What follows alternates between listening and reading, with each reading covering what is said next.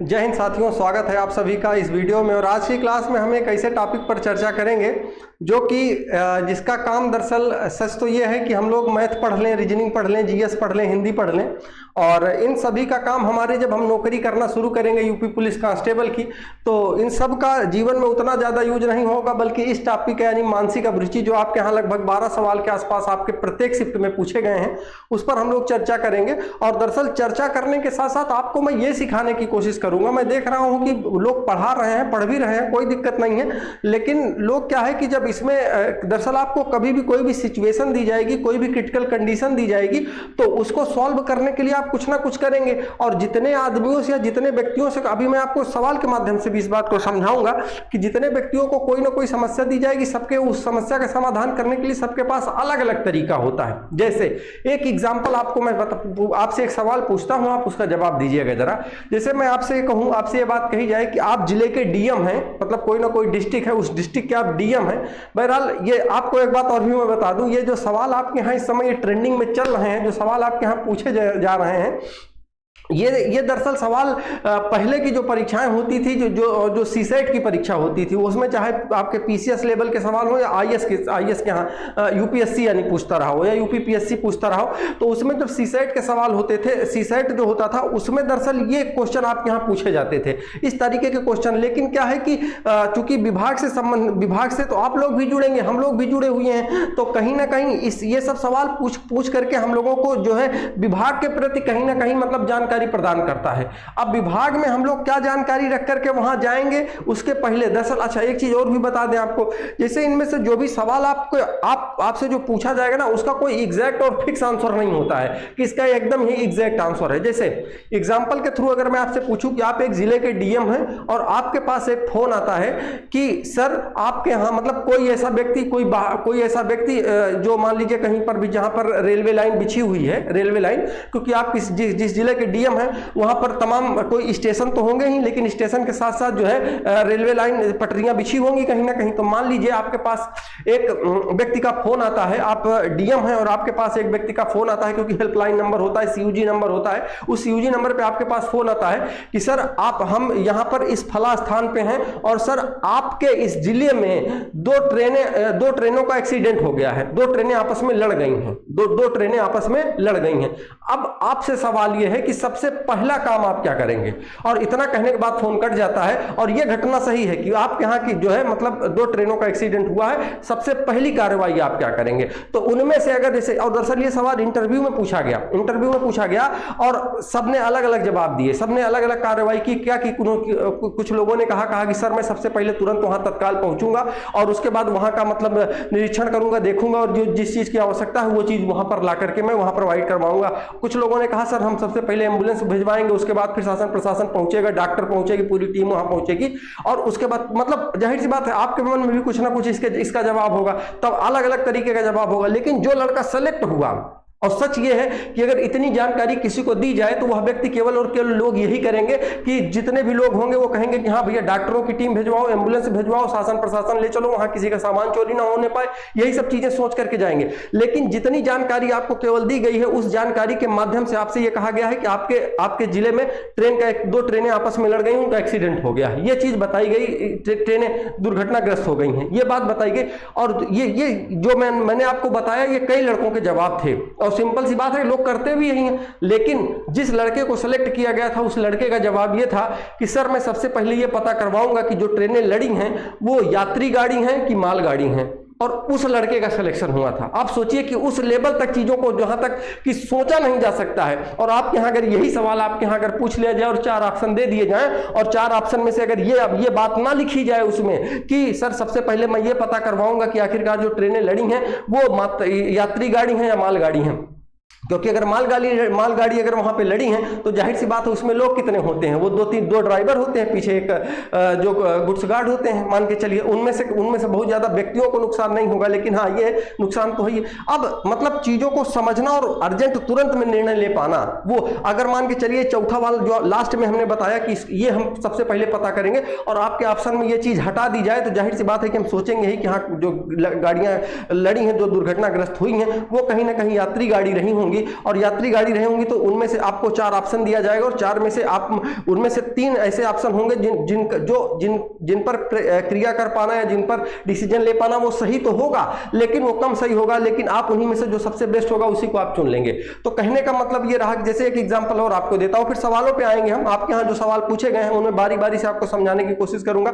आज ये पहला सेशन है, थोड़ा सा इसलिए टाइम ले रहा हूं आपका, क्योंकि आप भी ये चीज समझ सकेंगे। यहां पर क्या होता है कि जब भी कोई समस्या आती है तो उसके समाधान के लिए निर्णय गलत नहीं होते हैं, और आपको ये भी दिखाऊंगा। जैसे अगर मैं आपको बता दूं, अभी मैंने ऐसे भी सवाल लिख रखे हैं जिनको लिखने के आपने हो सकता है पढ़ भी लिया हो, क्योंकि प्रीवियस अभी जो पेपर हुआ था उनमें सवाल आए हुए हों।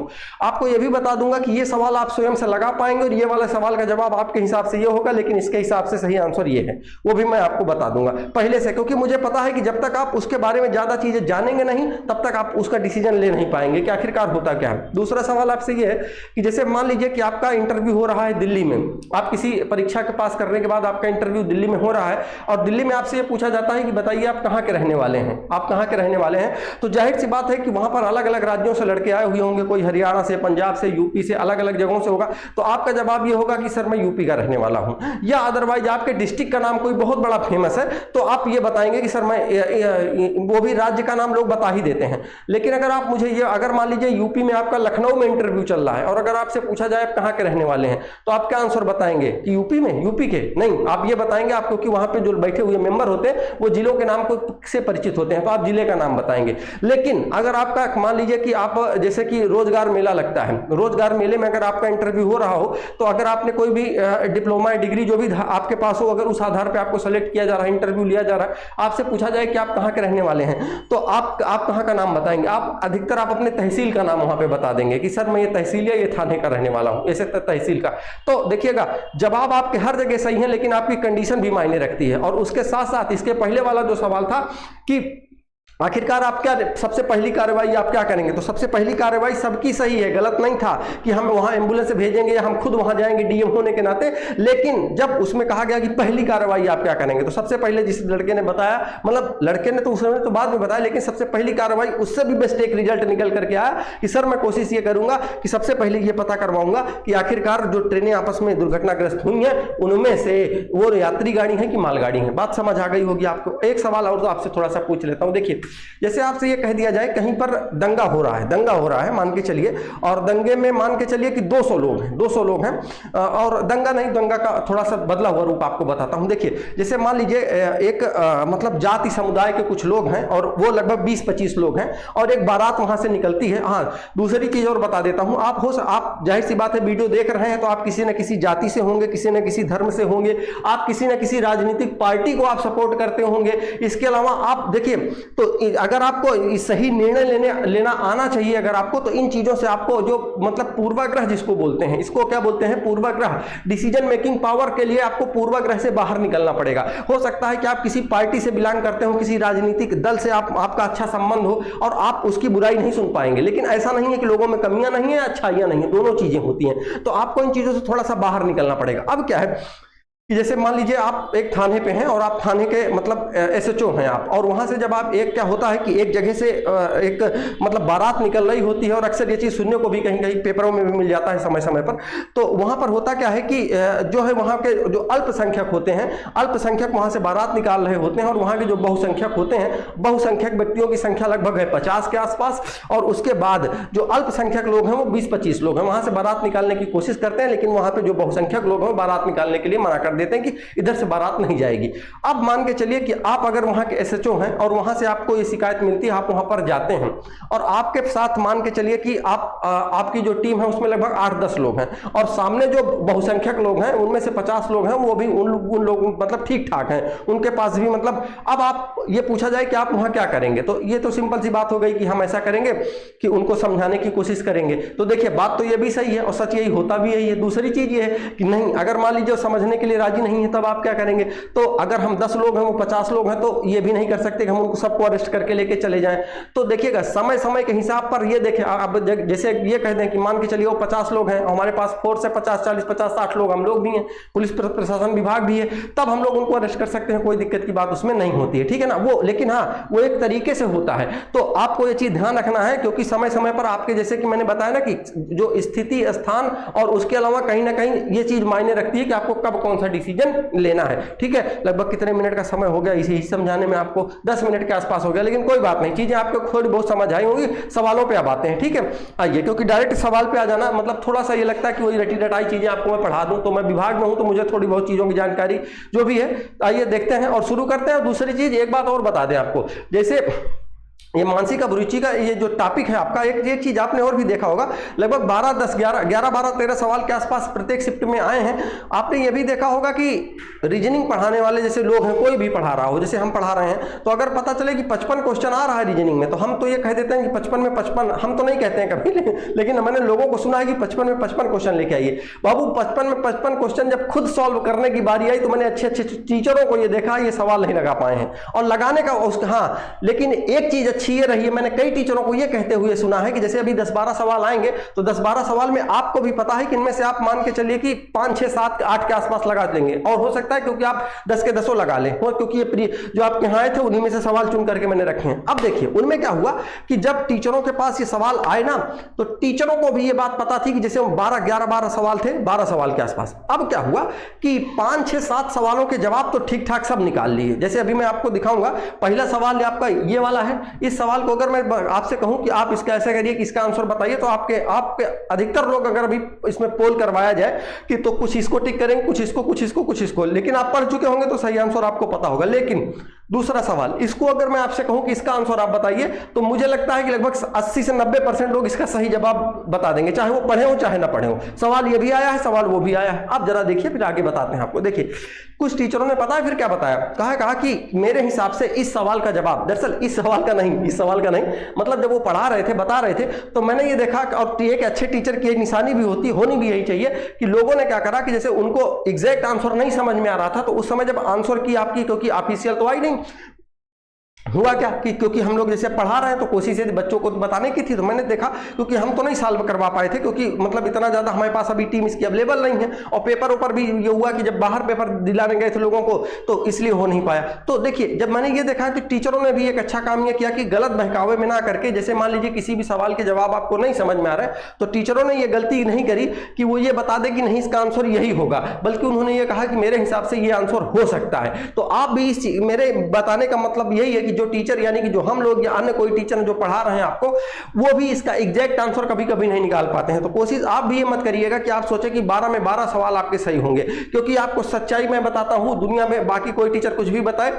सच ये है कि पढ़ाने का जो 6-7 साल 8 साल का अनुभव रहा है, उनमें बहुत सारी चीजें मैंने सीखी हैं लोग, और ये भी देखा है कि लोग बताते कुछ और है, सच उनके साथ कुछ और होता है। ये बात मैं भी बता दूं आपको, अगर इसमें से 12-15 सवाल मैं भी लगाता हूं, तो 1-2 मान के चलिए कि अच्छा 1-2 मेरे से क्यों होते हैं, 1-2 का रीजन ये है ना, क्योंकि देखो 1-2-3 सवालों में गड़बड़ इसलिए होती है, और लोगों से और भी गड़बड़ हो जाती होगी, क्योंकि मैं विभाग से जुड़ा हुआ तो बहुत सारी चीजें मैं जानता हूं, बहुत सारी चीजों को समझ लेता हूं, बस अंतर इतना सा है। ऐसा नहीं कि मैं बहुत बड़ा ज्ञानी हूं, और शायद है कि 15 सवालों में लोग तो ये भी नहीं करेंगे कि 15 में 15 लगा लेते हैं, ऐसा नहीं है, मैं नहीं लगा पाता हूं इसमें। तो इसलिए आपको भी सजेस्ट करूंगा कि इसमें ये मत चक्कर में पड़िएगा कि 12 के 12 ही सही हो जाए, भैया लगभग 9-10 के आसपास, 8 के आसपास सही हो रहा है, ठीक है, कोई दिक्कत नहीं। चलिए आइए शुरू करते हैं, समझाने की कोशिश करेंगे आपको एक एक सवाल में, और आप समझते चलेंगे, ठीक है। बाकी देखिएगा आगे क्या होता है। आइए देखिएगा, सवाल यह है कि आप एक पुलिस अधिकारी के रूप में तैनात हैं, आपको आगामी स्थानीय निकाय चुनावों को हिंसक रूप से बाधित करने की तैयारी की विश्वसनीय जानकारी प्राप्त होती है।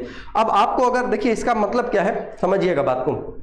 देखिए जैसे ये है कि आप एक पुलिस अधिकारी हैं, तो पुलिस अधिकारी का मतलब ये है कि जब भी आप विभाग में भर्ती होंगे, तो बहरहाल आप कांस्टेबल के पद पे भर्ती होंगे, लेकिन हाँ कांस्टेबल अधिकारी का मतलब एक मतलब कांस्टेबल भी एक प्रकार से अधिकारी तो नहीं होता उस विभाग का, क्योंकि सबसे छोटा पद होता है, तो उस हिसाब से। अब बाकी यहाँ छोटा पद का मतलब आप ये नहीं कहते कि सर होम गार्ड भी होते हैं, वो बात अलग है, सब अपने जगह काम सब करते हैं भैया, सबके अपने नियम है, सब करते हैं, ठीक है ना।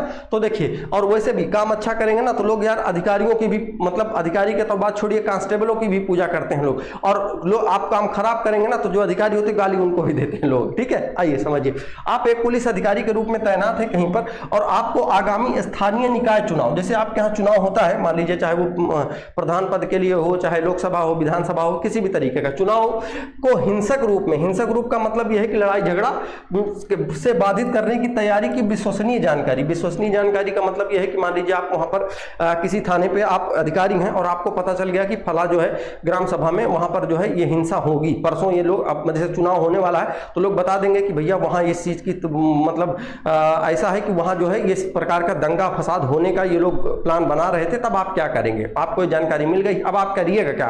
अब आपको ये भी पता है, जैसे लोगों को, अच्छा एक बात और बता दें, जैसे चुनाव होता है ना तो आपको ये खासकर प्रधानी पद वाले में होता है कि लोगों को क्या होता है कि रेड कार्ड वगैरह दे दिए जाते हैं। मुझे इसके बारे में ज्यादा जानकारी तो नहीं है, लेकिन अगर जो लोग थोड़ा सा राजनीति से जुड़े होंगे उसमें क्या होता है कि उनको केवल और केवल वोट डालने का ही उनको परमिशन होता है, बाकी वो लोग कहीं बाहर जाके प्रचार नहीं कर सकते, ऐसी कुछ होता है। अब देखिए, जैसे मान लीजिए कुछ लोग हैं और वो कर रहे हैं कि नहीं इसको हम मतलब इनको मारेंगे या पीटेंगे या मान के चलिए कि बूथ कैप्चर करेंगे, इस तरीके की कुछ ना कुछ हिंसा होने की संभावना है। और इसकी विश्वसनीय जानकारी, सबसे बड़ी बात है विश्वसनीय जानकारी कि हाँ ये कंफर्म है कि ये लोग इस पर ये काम करेंगे। अब देखिए, तो आप करेंगे क्या कि राजनीतिक अभियान कार्यक्रमों पर प्रतिबंध लगाना चाहिए और सभा को प्रतिबंधित करना चाहिए। देखिएगा, राजनीतिक अभियान कार्यक्रमों पर प्रतिबंध लगाने का मतलब ये हो गया कि जो लोग प्रचार कर रहे हैं उनको कह दिया जाए भैया तुम प्रचार करने ना जाओ, अब बंद कर दो, क्योंकि हो सकता है कि तुम्हारे ऊपर भी हमला हो जाए। तो देखिए, ये कह पाना तो एक कानून की कहीं ना कहीं मतलब शर्मिंदगी वाली बात हुई ना, कि हम लोगों को सुरक्षा नहीं प्रदान कर पा रहे हैं, तो ये कर पाना, ये कहना ठीक नहीं। और सभा को प्रतिबंधित कर देना चाहिए, वो गलत बात है, वो ठीक हो नहीं पाएगा, ठीक है, क्योंकि नेगेटिव सेंस जा रहा है कि पुलिस विभाग जो है मतलब जो लोग अपराध करना चाह रहे थे उनको रोक नहीं पाई, तो इसलिए इन्होंने ऐसा कर दिया। और वैसे भी कार्यक्रमों पर प्रतिबंध लगा देंगे तो हमारे यहाँ के जो नेता हैं ये रहने पाएंगे? छोटा मोटा प्रचार हो, चुनाव हो तब तो ठीक है, एक लोकसभा विधानसभा वाले में इस तरीके का हो जाए तो देखिए जो हाँ तगड़ा विरोध प्रदर्शन करेंगे कि पूछिए ना। उसके बाद संवेदनशील क्षेत्रों में सहायक पुलिस संवर्धन जुटाना चाहिए। देखिए, आपके हिसाब से थोड़ा सा ये लग रहा होगा कि हाँ यार ये ठीक है, जैसे इसका मतलब ये हुआ ना कि संवेदनशील क्षेत्रों में सहायक पुलिस संवर्धन। सहायक पुलिस संवर्धन का मतलब पुलिस विभाग की अन्य जो टीमें हैं उनको बुला लेना चाहिए। तो उससे क्या होता है कि अच्छा आप मान लीजिए कि और लोगों को बुला लेंगे तो क्या इससे मतलब मान के चलिए कि क्या वो जो अपराध होने वाला था वो रुक जाएगा? ऐसा तो हमें तो लगता है, क्योंकि अगर पुलिस का उनको दबाव होता, अच्छा कुछ हद तक ये चीज कम होगी, लेकिन इसको क्या और बेहतर तरीके से कुछ किया जा सकता है? आइए देखते हैं। देखिए, तोड़फोड़ से बचने के लिए निवारक नजरबंदी की कार्रवाई करनी चाहिए। उसके बाद लिखा है चुनावी प्रक्रिया को स्थगित करने की सिफारिश करनी चाहिए। मतलब क्या हम चुनाव आयोग से ये कहते हैं कि भैया ऐसा करो कि चुनाव स्थगित कर दो, चुनाव ना करवाओ? तो भैया ये तो गलत बात होगा, ये भी मतलब कहीं ना कहीं कानून की विफलता नजर आती है इसमें। अब देखिए, दो चीजों में अगर आप देखेंगे तो आपको लग रहा होगा कि यार ये, क्योंकि आपको निवारक नजरबंदी के बारे में पता नहीं होगा और आप इस हिसाब से, आपके हिसाब से ये वाला सही हो जाएगा, क्योंकि लोगों को और पुलिस वालों को टीम बुला लेंगे तो हो जाएगा।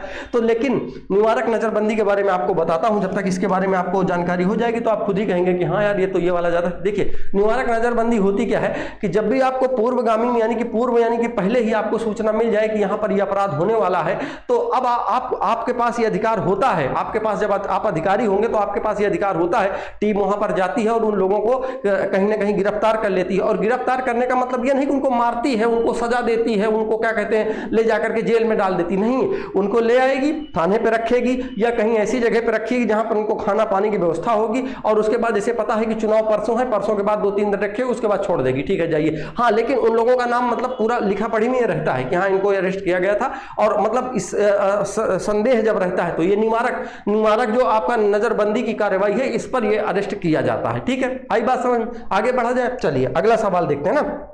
आगे देखिए, जैसे ये सवाल आप देखेंगे तो आपको लगेगा कि ये आप लगा पाएंगे, क्योंकि कुछ चीजें जो आप रियल में फील कर पाएंगे कि अच्छा इसका मतलब ये है, तो हाँ ये तो लगा लीजिएंगे। आइए देखिएगा, कहा जा रहा है कि आप एक जांच अधिकारी हैं, एक वीआईपी की हत्या के मामले में मुख्य आरोपी साक्ष्यों में हेरफेर करने और दोष मुक्ति सुनिश्चित करने हेतु न्यायाधीशों को प्रभावित करने के लिए भारी रिश्वत पेशकश कर रहा है। आपको तो देखिए, आप एक जांच अधिकारी हैं, जांच अधिकारी का मतलब समझते हैं। देखिएगा, जब कभी भी कहीं पर कोई वारदात हो जाएगी, कोई दुर्घटना, मतलब मान के चलिए कि हिंसा हो जाए, घटना हो जाए, उसके बाद क्या होता है कि आपको पता है कि जब कोई व्यक्ति आरोपी होता है, क्योंकि जब उस पर आरोप लगते हैं तो आरोप लगने के बाद क्या होता है, कोर्ट में जाकर के सुनवाई होती है, क्योंकि लोगों को यह पता होता है कि पुलिस जो है वो सजा देती है। पुलिस सजा वजा नहीं देती है, सजा जो देता है वो कोर्ट देता है। अब कोर्ट जो सजा देगा, कोर्ट सजा देगा तो कोर्ट के पास सारे सबूत आने चाहिए, सब कुछ लिखा पढ़ी माना चाहिए। तो वो होता क्या है कि वो किसी न किसी को एक जांच अधिकारी बनाता है।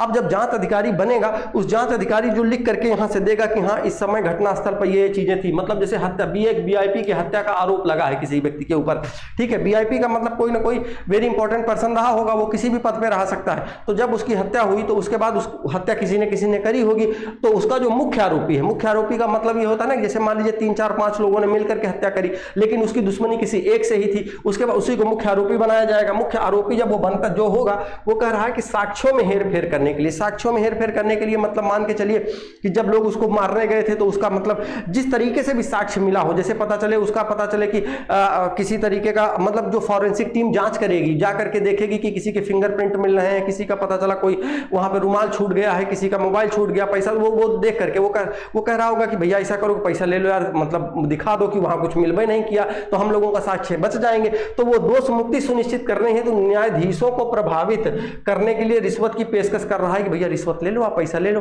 ठीक है। तो अब आप क्या करेंगे, आइए देखते हैं। अब देखिएगा, अपने स्वतंत्र पेशेवर निर्णय के अनुसार जांच करने से बचना चाहिए। स्वतंत्र पेशेवर का मतलब ये हुआ कि जैसे आप मान के चलिए कि स्वतंत्र तरीके से अपनी आप जांच कर रहे हैं, तो अब जैसे इस तरीके से आपको कोई मतलब पैसा दे रहा है तो उससे बचना चाहिए आपको कि हाँ यार पैसा वैसा नहीं लेना है, ठीक है। आगे देखिए, सहमत होने का दिखावा करना चाहिए, लेकिन कमजोर ढंग से गढ़े गए फर्जी साक्ष्य प्रस्तुत करने चाहिए। देखिए, इसका मतलब ये हुआ कि सहमत होने का दिखावा करना चाहिए। हाँ हाँ भैया ठीक है, पैसा दे दीजिएगा, कोई दिक्कत नहीं, हम ऐसे फर्जी लगा देंगे कि ये साक्ष्य मिला था, तो ये बात गलत है ना, ऐसा नहीं करना है ना, ठीक है। अब आगे देखिए, अभ्रष्ट रहना चाहिए और अदालत में तथ्यों को पारदर्शिता से पेश करना चाहिए। देखिए, अभ्रष्ट रहने का मतलब एक तो भ्रष्ट होता है, उसी का अपोजिट अभ्रष्ट।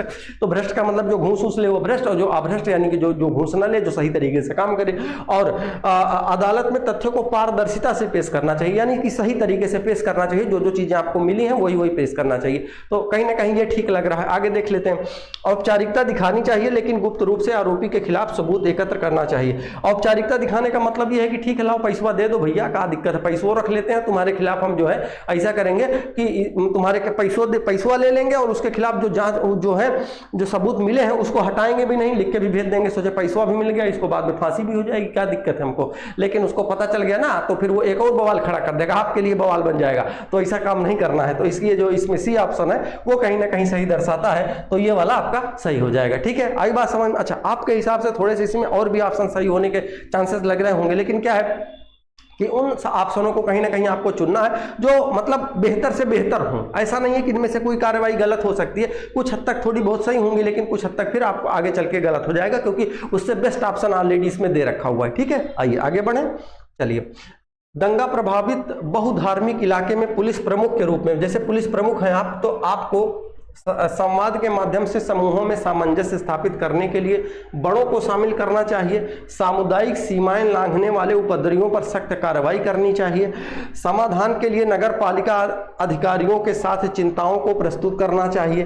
तनाव कम होने तक अनिश्चितकालीन कर्फ्यू लगा देना चाहिए। देखिएगा, दंगा प्रभावित बहुधार्मिक इलाके में, जैसे मान लीजिए दंगा प्रभावित कहीं पर दंगा प्रभावित क्षेत्र है, कोई दंगा प्रभावित क्षेत्र का मतलब जहां पर समय समय पर दंगा हुए हैं या कि हुआ है, ठीक है, उस क्षेत्र में। और वो बहुधार्मिक का मतलब वहाँ पे अलग अलग धर्म के लोग रहते हैं, जहाँ पे आप देखते होंगे अक्सर जो है वो चाहे मतलब कि एक दूसरे के धर्म को लेकर के, मंदिर मस्जिद को लेकर के ये सब चीज़ें लड़ाई होती रहती है। तो अगर कहीं पे दंगा हो रहा है तो उसको आप कम करने के लिए आप क्या करेंगे, देखिएगा, तनाव कम होने तक अनिश्चितकालीन तक कर्फ्यू लगाना चाहिए। तो कर्फ्यू लगाना कहीं ना कहीं गलत है, क्योंकि दंगा प्रभावित क्षेत्रों में इतना ज़्यादा नहीं हो जाता। और दंगा, इसमें यह बात कही गई है, दंगा प्रभावित बहुधार्मिक इलाके में पुलिस प्रमुख के रूप रूप में आपको, तो कर्फ्यू लगा देना एक कहीं ना कहीं बहुत बड़ा निर्णय हो जाता है, बहुत सख्त कार्रवाई हो जाती है, तो वो चीज करना ठीक नहीं होगा।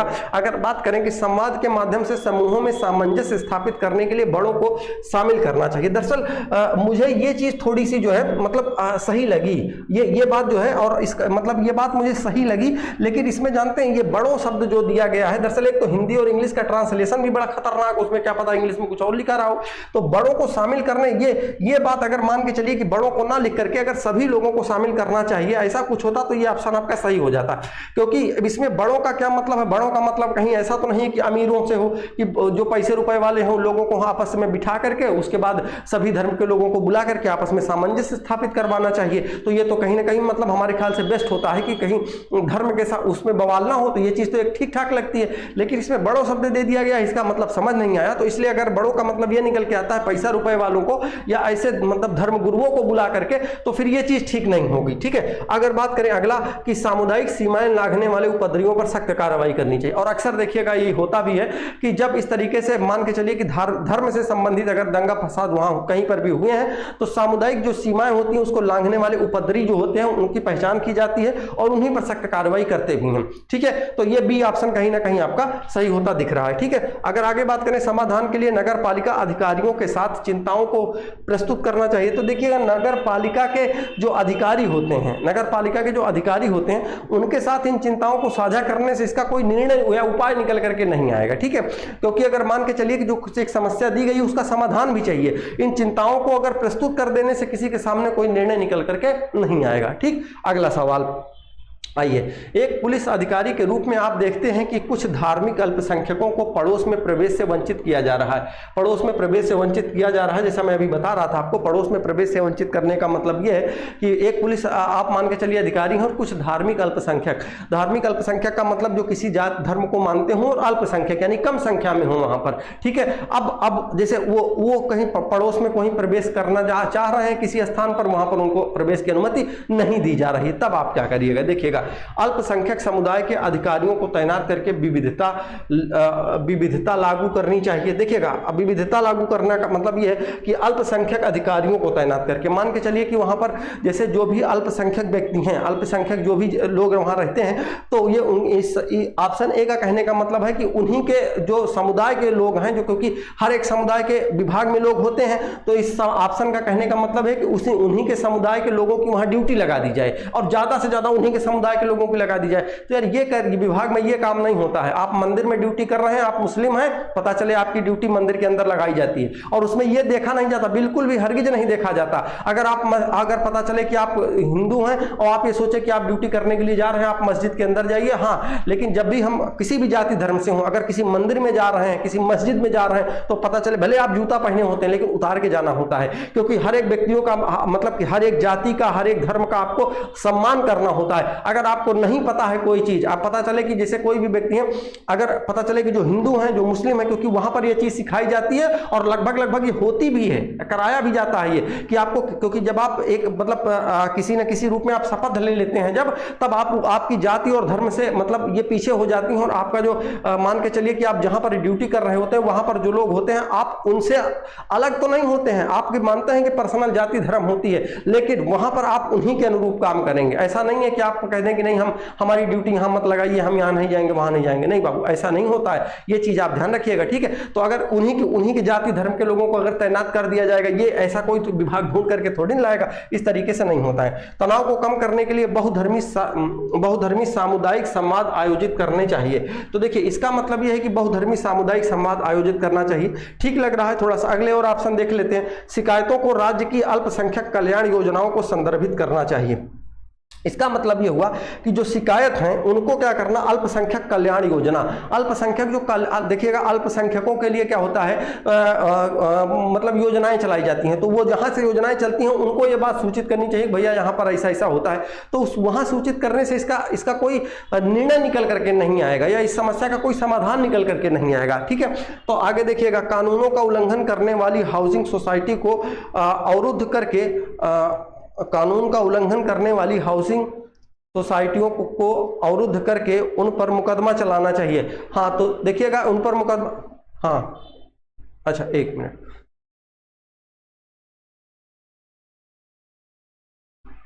हाँ ठीक है, चले जाइए, कोई दिक्कत नहीं, ठीक। हाँ देखिएगा, जैसे ये कह रहा है कि हाँ, कानूनों का उल्लंघन करने वाली हाउसिंग सोसाइटी को अवरुद्ध करके, हाउसिंग सोसाइटी को अवरुद्ध करने का मतलब ये है कि जैसे वहाँ पर जो भी लोग रहे होंगे, वो कह रहा है कि कानूनों का उल्लंघन करने वाली हाउसिंग जो सोसाइटी है, यानी कि जो सोसाइटी का मतलब जो व्यक्ति हैं जो धार्मिक अल्पसंख्यकों को प्रवेश करने से वंचित कर रहे हैं, उन पर मुकदमा मतलब अवरुद्ध करके उन पर मुकदमा चलाना चाहिए। देखिए मुकदमा चलाना ये बात भी सही है कि उनको पकड़ लाइए कि भैया काहे लिए किसी को कहीं प्रवेश से आप मना कर रहे हैं, आपका क्या अधिकार है, उन लोगों को पकड़ लाइए और उसके बाद क्या कहते हैं कि जो है उन पर मुकदमा चला दीजिए। लेकिन दिक्कत ये है कि इससे भी कहीं ना कहीं एक जो है मतलब ये तो एक प्रकार से हम जैसे दो लोग रह रहे हैं, मान के चलिए 2 परिवार रह रहे हैं, और उनमें से क्या होता है कि एक जो अल्पसंख्यक है, एक बहुसंख्यक है। अब बहुसंख्यक वाले को हम लोग क्या करते हैं कि बहुसंख्यक वाला जो है दूसरे वाले पे दबाव बना रहा है कि नहीं तुमको इस रास्ते से जाने नहीं देंगे, तो अब हम क्या करेंगे, जो बहुसंख्यक है उनको उठा लाएं और उठाने के बाद उन सब पर मुकदमा चला दें। तो क्या बताइए किससे वो जाने देंगे? हाँ, वो तब तक हो सकता है जाने दें जब तक कि ये लोग जेल में हैं। ये लोग जब तक जेल में होंगे तब तक जाने दे सकते हैं, लेकिन आप ये सोचिए कि जेल से जब छूट करके जाएंगे, क्योंकि ये की तरह कोई बहुत बड़ा अपराध भी नहीं है कि बहुत मतलब सालों साल ये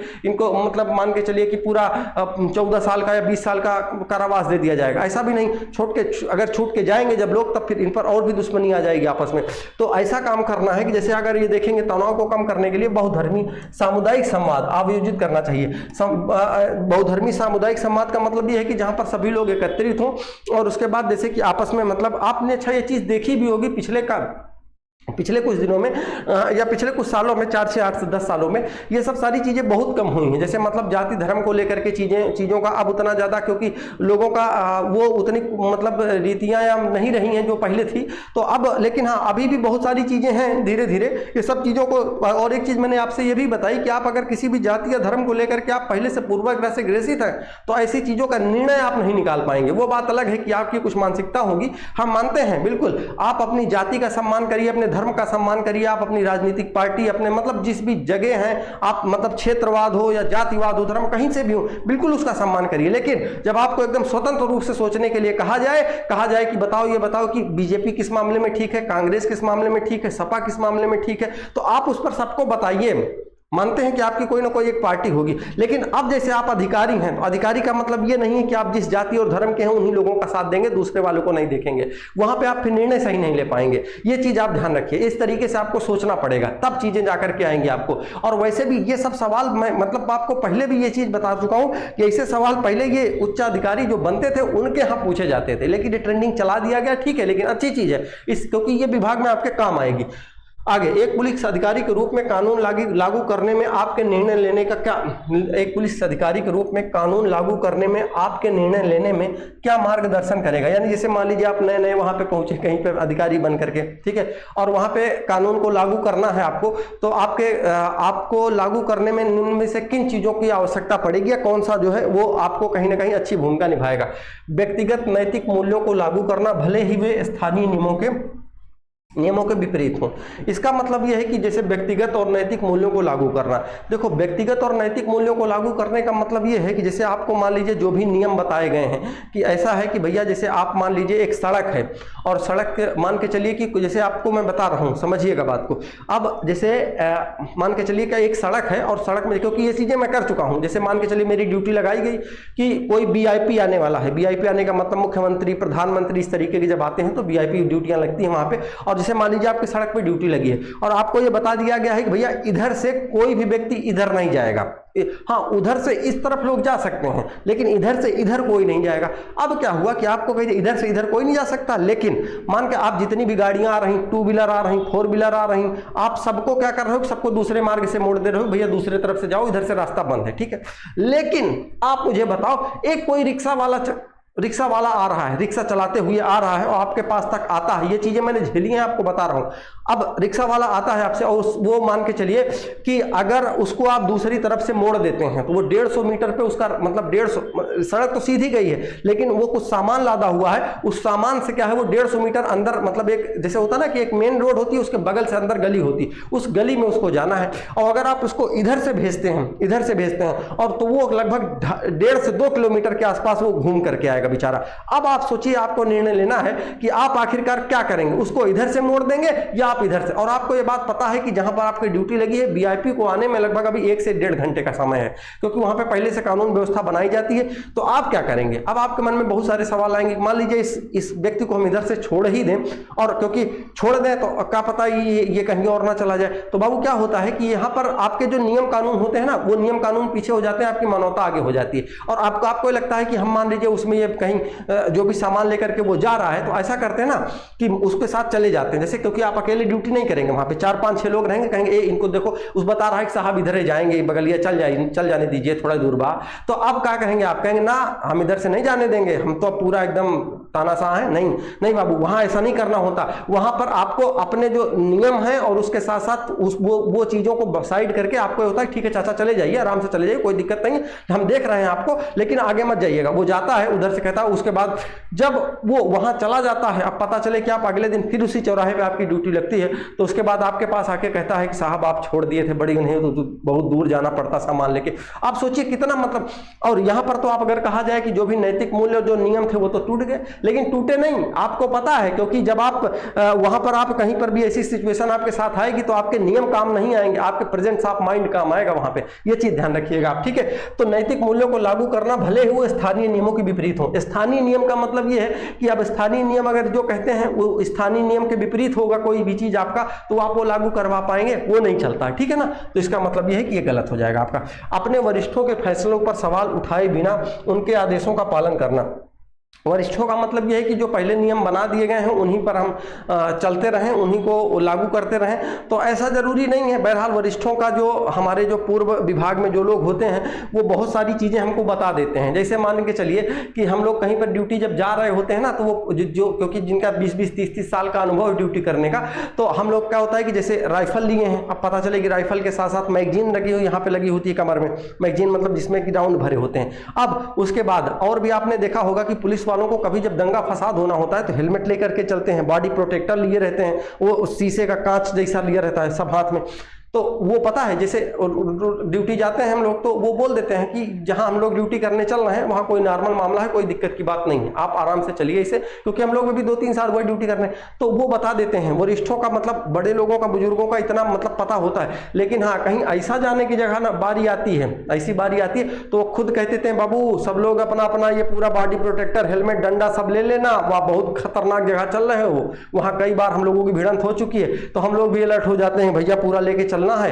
तो उनका मतलब बताया हुआ नियम कानून काम आता है, लेकिन इतना नहीं कि जैसे इसमें कह दिया गया है कि बिना सवाल उठाए। बिना सवाल उठाने का मतलब ये है कि जैसे पहले जिस तरीके से मान के चलिए कि लड़ाई दंगा फसाद हुआ करता था, होता आज भी है, लेकिन जैसे पहले आप मान के चलिए कि नक्सलाइट जिस तरीके से होते थे, नक्सल क्षेत्रों में जिस तरीके से हमले हुआ करते थे, वो अब नहीं है।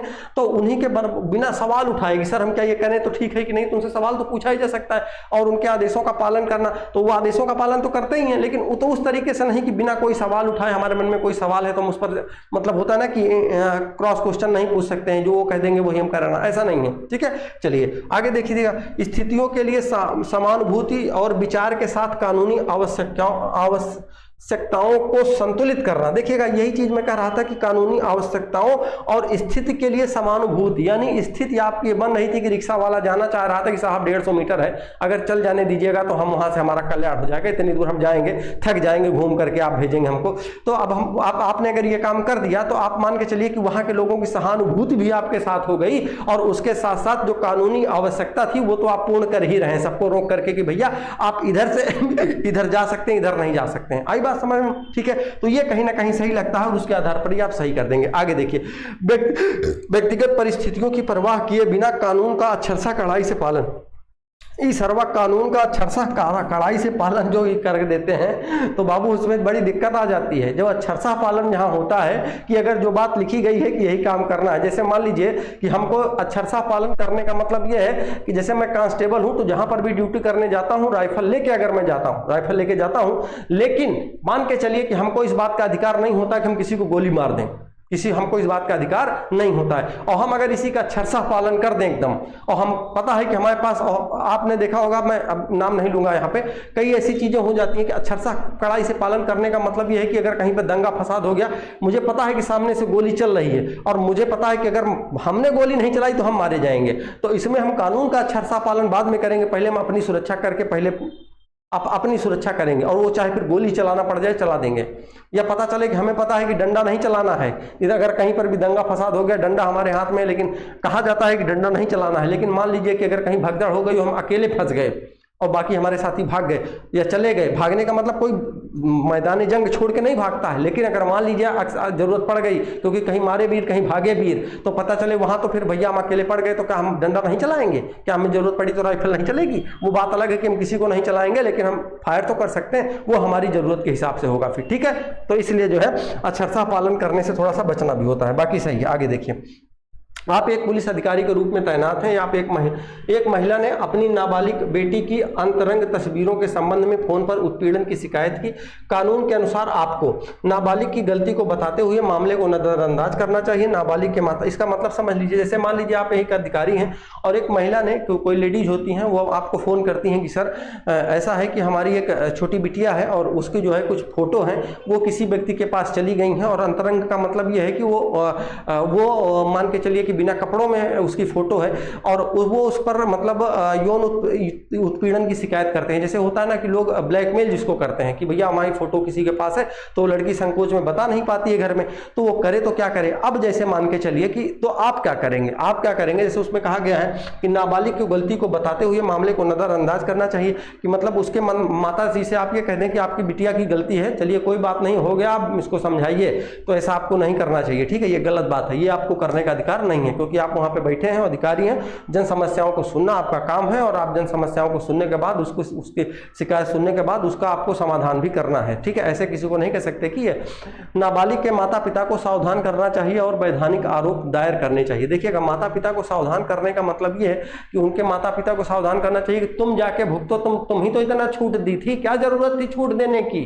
तो देखो बाबू, बात ये भी है कि आप एक अधिकारी हैं, तो कोई भी माता पिता हो, आप जब बड़े बनेंगे तो यहाँ, क्योंकि हो सकता है कि आप अभी पढ़ रहे हैं तो किसी के माता पिता नहीं, लेकिन आपके घर में भी भाई बहन, आपकी की बहन होंगी छोटी, तो माँ बाप को इतनी फिक्र रहती है कि बेटों को तो एक बार वो छोड़ देते हैं, लेकिन बेटियों को नहीं छोड़ते हैं, क्योंकि जो महिलाएं होती हैं, जो बहन बेटियां होती हैं, वो घर की इज्जत होती हैं, इज्जत आबरू होती हैं। उनके साथ अगर कोई खिलवाड़ करता है तो कोई सह नहीं पाता, वो सब सारी चीज़ें सहनी होती हैं, और फिर उसके लिए फिर व्यक्ति किसी भी हद तक जा सकता है। तो ये कहा जा रहा है कि नाबालिग के माता पिता को सावधान करना चाहिए और वैधानिक मतलब वैधानिक आरोप दायर करना चाहिए। तो ये चीज़ भी गलत है, ठीक है, उनको सावधान करने की क्या जरूरत, पहले से ही सावधान होते हैं, ऐसा नहीं है।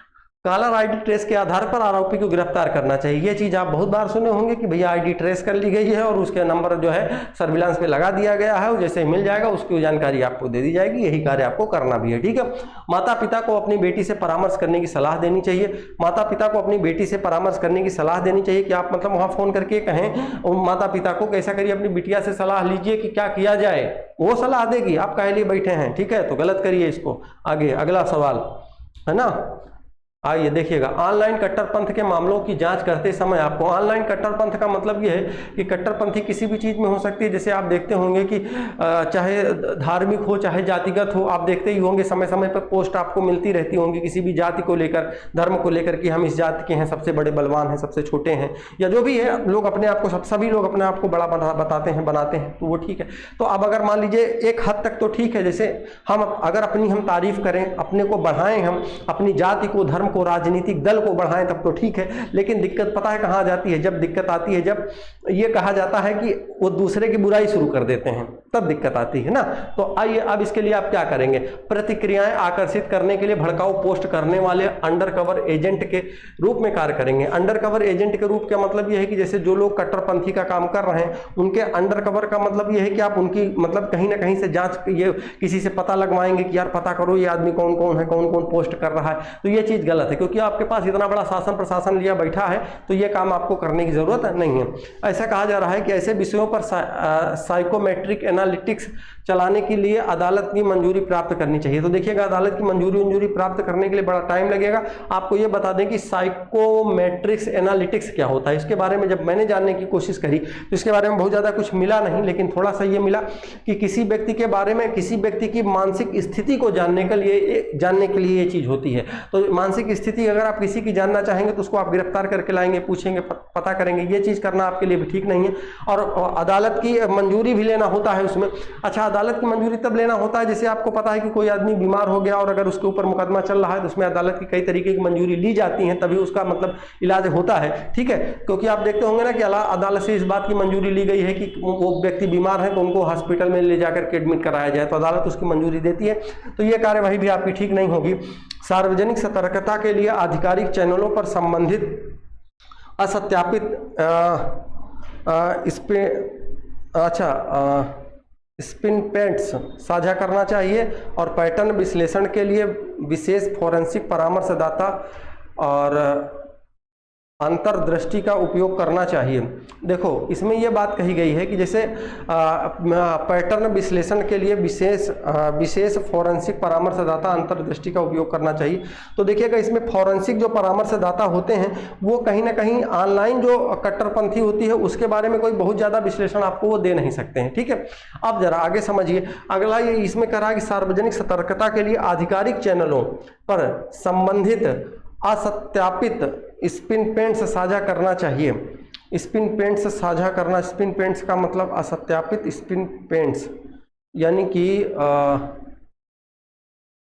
साझा करना चाहिए, अंतर्दृष्टि परामर्शदाता का उपयोग करना चाहिए। इसमें हमारे ख्याल से और कोई पोस्ट अंडर कवर एजेंट के रूप में कार्य करना चाहिए, ये तो नहीं सही लग रहा है। आगे, ऐसे विषयों पर साइकोमेट्रिक्स एनालिटिक्स चलाने के लिए अदालत की मंजूरी लेनी चाहिए, अदालत की मंजूरी भी सही नहीं है। सार्वजनिक सतर्कता के लिए, ठीक है, आधिकारिक चैनलों पर, आधिकारिक जो चैनल होते हैं पर संबंधित असत्यापित स्पिन पेंट्स साझा करना चाहिए। स्पिन पेंट्स का मतलब असत्यापित जो होते हैं, जो सत्यापित हैं और असत्यापित साझा करना चाहिए आधिकारिक चैनलों पर। हाँ, ठीक है।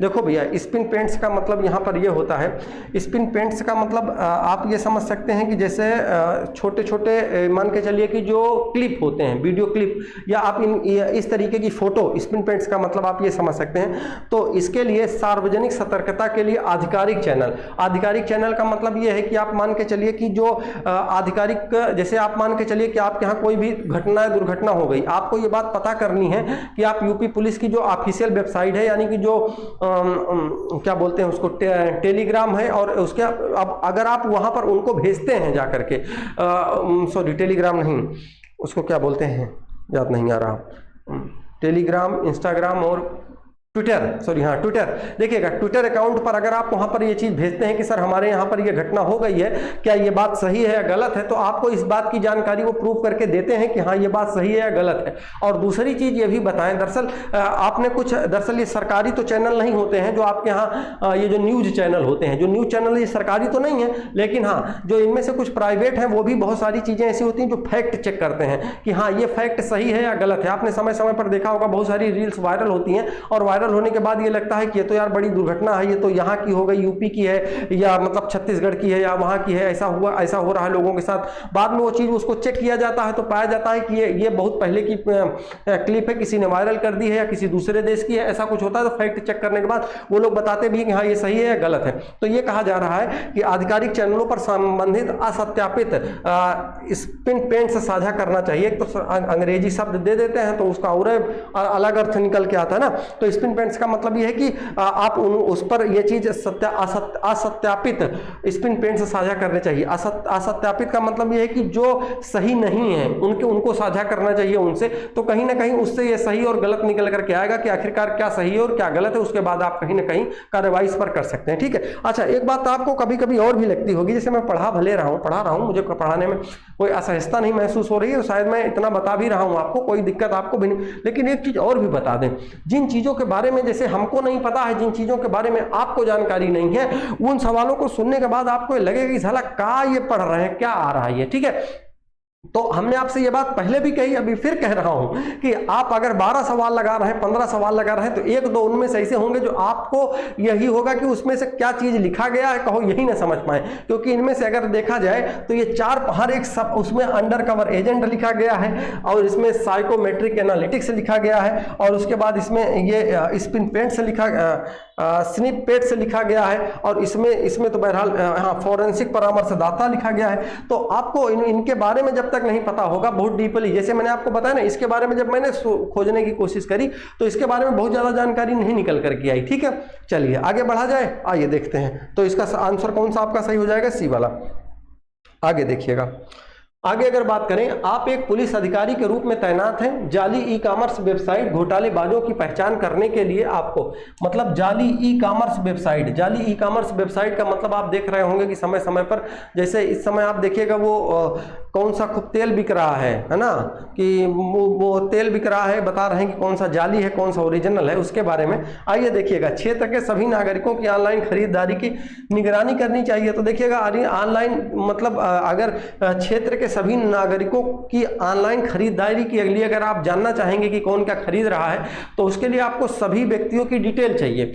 बल्कि अगर आप उस व्यक्ति, वो कंपनी को ही आप ढूंढ रहे हैं तो कंपनी ये बता देगी कि हाँ हम क्या क्या चीज़ें बेच रहे हैं, बल्कि क्योंकि सभी व्यक्तियों का लॉगिन कर पाना, ढूंढ पाना आपके लिए दिक्कत होगी। लेकिन सभी व्यक्तियों की जो जानकारी है, क्योंकि हम लोग जैसे सामान मंगाते हैं, मान लीजिए सामान मंगाते हैं, तो अधिकतर जगह कहाँ से मंगाते हो, 5-6 जगह होगा, बहरहाल 5-6 नहीं है, 2 ही 3 है, लेकिन मैं 5-6-7-8 मान लेता हूँ। उनकी जब वहां से अगर डाटा निकाला जाए तो कहीं ना कहीं ज्यादा बेहतर होगा। आगे आइए देखिए, साइट पंजीकरण का पता लगाने के लिए एथिकल हैकर टीमों को इकट्ठा करना चाहिए, हैकर्स को नियुक्त करना चाहिए, और बिना सर्च वारंट के विक्रेता बैंक खातों का विश्लेषण करना चाहिए। सभी अनधिकृत ऑनलाइन शॉपिंग पोर्टल और ऐप्स पर प्रतिबंध लगाना चाहिए। तो एक बात और भी बता दें आपको, दरअसल ये जो समस्या है ना, ये डी वाला, इस अगर आप कहेंगे कि सभी अनधिकृत ऑनलाइन शॉपिंग पोर्टल्स और ऐप्स पर प्रतिबंध लगाना चाहिए, तो सच तो ये है कि अगर जैसे कि आप जैसे गूगल है उस पर आप जब आप अपना एप्लीकेशन आप डालेंगे, तो अगर उसके जो रूल्स और रेगुलेशन हैं वो अगर आप फॉलो नहीं कर रहे हैं तो ऑलरेडी वो बनेगा ही नहीं, उस पर आपका एप्लीकेशन बनेगा ही नहीं। तो वो सब सारी चीज़ें, तो ये तो कहीं ना कहीं मतलब मान के चलिए कि हो ही नहीं सकता। क्यों? क्योंकि ये अगर जब तक आप उसके रूल्स रेगुलेशन फॉलो नहीं होंगे तब तक आपका वहां ऐप वो चीज बनेगा ही नहीं वहां पर। ठीक है, अब आगे देखिए, हैकर्स को नियुक्त करना चाहिए। हाँ, इसमें देख लीजिएगा क्षेत्रों का, अब इसमें बताते हैं, क्षेत्र के सभी नागरिकों की ऑनलाइन खरीदारी की निगरानी करनी चाहिए। तो निगरानी में ये ऑनलाइन लोग क्या खरीद रहे हैं, उनकी निजता का भी हनन हो जाएगा, तो ये चीज़ ठीक नहीं होगी। तो कहीं ना कहीं ये चीज़ मतलब ये निगरानी, वो भी क्षेत्र के सभी नागरिकों की, तो ये चीज़ ठीक नहीं होगा। ठीक है, आगे देखिए, साइट पंजीकरण का पता लगाने के लिए एथिकल हैकर टीमों को इकट्ठा करना चाहिए। अब आपको यही नहीं पता होगा कि एथिकल हैकर टीम क्या होती है। ठीक है, अब देखिए, एथिकल हैकर टीम वो होती है कि जैसे एक हैकर टीम का मतलब ये है कि जैसे अगर पता चले कि जो ये कंपनियां, बड़ी बड़ी कंपनियां चलती हैं, आपने सुना होगा कि कंपनी के डाटा कहीं मतलब किसी ने हैक कर लिए, कहीं आपको पता चलता ना कि फेसबुक के इतने हजार अकाउंट जो है किसी ने हैक कर लिए। तो देखिएगा, ये हैकर होते हैं, तो ये हैकर जो होते हैं वो अनधिकृत होते हैं। अनधिकृत का मतलब ये होता है कि जिनको मतलब जो एक प्राइवेट सेक्टर के लोग होते हैं, जिनका दिमाग मान के चलिए कि अपने हिसाब से वो कोई सॉफ्टवेयर बनाते हैं, उसके बाद हैक करते हैं, और ये चीज कहीं ना कहीं अपराध के रूप में आती है। तो उसी तरीके से जो एथिकल हैकर होते हैं, एथिकल हैकर होते हैं, इनको क्या करती है, जो सरकारी विभाग है, सरकार जो है इनको खुद रखती है कि आप जरा ऐसे लोगों को चेक करिए, उनका डाटा आप चुरा के लाइए, या ऐसे कोई मतलब सरकार को तो ये पता नहीं होता कि ये आदमी हैक करेगा, लेकिन अगर उनको ऐसा कुछ लगता है तो उनके लिए वो काम करते हैं। जो एथिकल हैकर होते हैं वो सरकार और सरकारी विभाग के लिए काम करते हैं। तो साइट पंजीकरण का पता लगाने के लिए एथिकल हैकर टीमों को इकट्ठा करना चाहिए। ठीक है, तो ये चीज कहीं ना कहीं आपकी ठीक लगती है। हैकर्स को नियुक्त करना चाहिए और बिना सर्च वारंट के विक्रेता बैंक खातों का विश्लेषण करना चाहिए। तो देखिएगा, बैंक खातों का विश्लेषण करना वो तो आपको तब पता चलेगा जब ई कॉमर्स की जो वेबसाइट है, जो इनके बारे में आप पता कर पाएंगे कि कौन कौन है इस घोटालेबाज में। ठीक है ना, तब पता हो पाएगा। ठीक है, तो कहीं ना कहीं ये ऑप्शन सही नहीं हो रहा है इसके साथ में, तो हम बी वाला सही कर देंगे। अगले सवाल की तरफ बढ़ते हैं। दंगा प्रवण क्षेत्र में स्टेशन प्रमुख के रूप में सांप्रदायिक सद्भाव बनाए रखने के लिए आपको संभावित उपद्रवियों की सोशल मीडिया प्रोफाइल की निगरानी करनी चाहिए। ठीक है। शांति के उल्लंघन के प्रयासों को टालने के लिए निवारक गतिविधियां करनी चाहिए। खतरनाक हथियारों को रखने पर निषेध आदेश लागू करना चाहिए। अंतर धार्मिक विश्वास का निर्माण करने के लिए उपायों के लिए वार्ता की व्यवस्था करनी चाहिए। देखिएगा, जैसे ये कहा जा रहा है कि दंगा प्रवण क्षेत्र का मतलब जहां पर दंगा अधिकतर हुआ करते हैं, होते रहते हैं, उन क्षेत्रों पर स्टेशन प्रमुख के रूप में है। स्टेशन प्रमुख का मतलब ये है कि आप मान के चलिए थाने या कोतवाली के आप प्रमुख हैं, और सांप्रदायिक सद्भाव बनाने के लिए कि हमेशा सांप्रदायिक सद्भाव बना रहे, क्या करेंगे आप? तो आपको तो इनमें से बात की जाए तो संभावित उपद्रवियों की सोशल मीडिया प्रोफाइल की निगरानी करनी चाहिए। तो देखिएगा, जब दंगा हो रहा होता है तो ये मान के चलिए कि सोशल मीडिया काफ़ी हद तक महत्वपूर्ण है और उनकी प्रोफाइल चीज़ों को चेक करके, लेकिन इस बात का अनुमान नहीं लगाया जा सकता है कि आखिरकार मतलब इससे दंगा होगा या नहीं होगा, इससे कोई बहुत ज़्यादा अनुमान निकल करके नहीं आते हैं। ठीक है। अब देखिए आगे, शांति के उल्लंघन के प्रयासों को टालने के लिए निवारक गिरफ्तारियां करनी चाहिए। तो देखिएगा, शांति के उल्लंघन के प्रयासों को, यानी कि जो शांति व्यवस्था बनी है उसको जो उल्लंघन करेगा उसका, उन लोगों को गिरफ्तार कर लेना चाहिए। तो लेकिन गिरफ्तार कर लेने से उन लोगों के बीच में आपसी सद्भाव प्रेम नहीं बढ़ जाएगा, उससे तो लोग और आक्रोशित हो जाएंगे। दूसरे पक्ष, जिस पक्ष के लोग को आप गिरफ्तार करेंगे उसका और आक्रोशित हो गया। अब पता चला सरवा एक दो लोग को ले गए और बाकी जो लोग बचे हम और दंगा फसाद कर रहे हैं कि हमारे तरफ के आदमी को उठा ले गए ये, अब वो उधर वाले। तो ऐसा है कि देखिएगा, जो ऐसा कुछ किया जाए जिससे कि कहीं ना कहीं मतलब सामाजिक सद्भाव हो। सामाजिक सद्भाव का मतलब लोग एक दूसरे के यहाँ आए जाएं, बात करें, रुके बैठे, बोले, आते जाते समय एक दूसरे को मतलब कहीं ना कहीं ये ना हो कि पीठ पीछे साला गाली दे रहे हैं एक दूसरे को, एक दूसरे की जाति को, एक दूसरे के धर्म को। नहीं, आपसी सद्भाव आपको बनाना है, इससे नहीं मतलब है। तो हाँ, हो सकता है कि आप किसी जाति धर्म, हमने आपको पहले भी बताया, वो चीज नहीं सोचनी है आपको ऐसा कुछ करना है जिससे जाति धर्म वो साइड हो जाए, लोग कहीं ना कहीं आपसी सद्भाव के साथ रहें।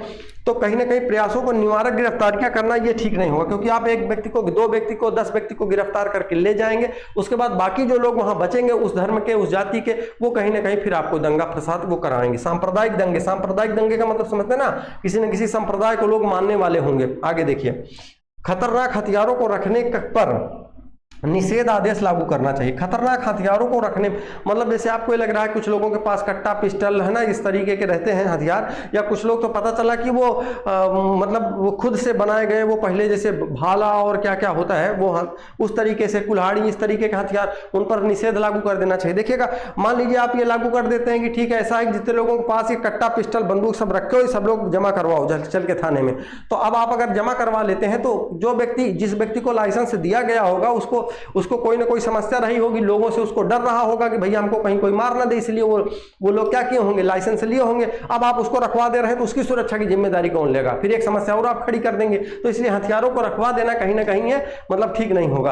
अंतर धार्मिक विश्वास का निर्माण करने वाले उपायों के लिए वार्ता की व्यवस्था करनी चाहिए। देखिएगा, वैसे भी कहते हैं ना, पहले वो क्या कौन सा डायलॉग था, पहले मुलाकात फिर बात, फिर है ना जरूरत पड़ी तो देखिएगा, पहले वही बात हो जाए ज्यादा ठीक है, वही ज्यादा ठीक रहता है। तो कहीं ना कहीं वैसे भी कहा जाता है कि शांति व्यवस्था कायम करने के लिए जब भी हमारे यहाँ मतलब जब भारत से चीन या भारत पाकिस्तान के साथ हो तो ये कहते हैं ना कि वार्ता मतलब वार्ता कराई जा रही है दोनों पक्षों के बीच में, अब क्या निर्णय निकल के आता है, तो वार्ता करने से काफी मुद्दे सुलझ जाते हैं। तो इसलिए कहीं ना कहीं आपके कई सवालों में मैंने ये चीज देखा है कि वार्ता से समस्याओं का समाधान किया गया है। तो ये चीज आप ध्यान रखिएगा, पेपर में आए तो अगर आपके और ऑप्शन न समझ में आए तो इसको आप प्राथमिकता दे सकते हैं। आगे देखिए, राष्ट्रीय सुरक्षा की प्राथमिकता तब चरमोत्कर्ष पर पहुंचती है जब आपका जीवन साथी किसी गंभीर दुर्घटना का शिकार हो जाता है और जिसके लिए सर्जरी की आवश्यकता होती है। आपको ध्यान भटकाने से बचने के लिए परिवार को सूचित करने में देरी करनी चाहिए। ध्यान भटकाने से बचने के लिए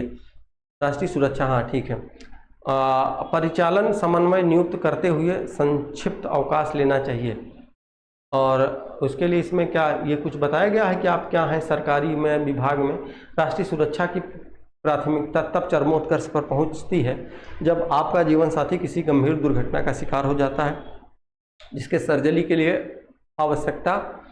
की आवश्यकता होती है जिसको, ठीक है, हाँ ठीक है। पारिवारिक प्राथमिकता के लिए डिप्टी को पूरा प्रभार सौंपना चाहिए। रणनीतिक रूप से व्यापक टीम के बीच विशेषज्ञता क्षेत्रों को आवंटित करना चाहिए। देखिएगा, आपको समझाते हैं। जैसे मान लीजिए कि राष्ट्रीय सुरक्षा की अगर आवश्यकता पड़ जाए और उसमें भी क्या हो कि आपको प्राथमिकता आपको देनी हो राष्ट्रीय सुरक्षा को। राष्ट्रीय सुरक्षा का मतलब मान के चलिए कि जरूरत पड़ जाए राष्ट्रीय सुरक्षा के लिए, राष्ट्रीय सुरक्षा का मतलब मान के चलिए आपको बॉर्डर पे जाने के लिए कह दिया जाए कि भाई अब जरूरी है जाना है लड़ने के लिए, तो आपको अगर जैसे चरमोत्कर्ष पे उस समय पहुंचती है जब आपका जीवन साथी, मान लीजिए कि आपके मान लीजिए आप लेडीज हैं, जीवन साथी का मतलब तो आपके पति, अगर आप जेंट्स हैं यानी कि पुरुष हैं तो आपकी पत्नी, तो जीवन साथी किसी गंभीर दुर्घटना का शिकार हो जाते हैं या हो जाती हैं, जिसके लिए सर्जरी की आवश्यकता होती है, जिसके लिए क्या है सर्जरी की आवश्यकता है, उनको सर्जरी करवानी है उनकी। अब देखिए क्या कहा जा रहा है, तब आपको ध्यान भटकाने से बचने के लिए परिवार को सूचित करने में देरी करनी चाहिए, मतलब परिवार को ये सब बात बताने में मतलब देर करनी चाहिए। तो ये बात तो गलत हो जाएगी। देर करने का मतलब कोई इससे सलूशन नहीं निकल के आएगा, बल्कि परिवार के लोगों को और भी सूचित करना चाहिए कि हाँ देखिए ऐसा ऐसा हो गया है और मतलब मेरी वाइफ साथ में है तो इनको ये, मेरे हस्बैंड साथ में है, इनको ये दिक्कत आ गई है, तो ये बात तो फिर गलत हो जाएगी ना।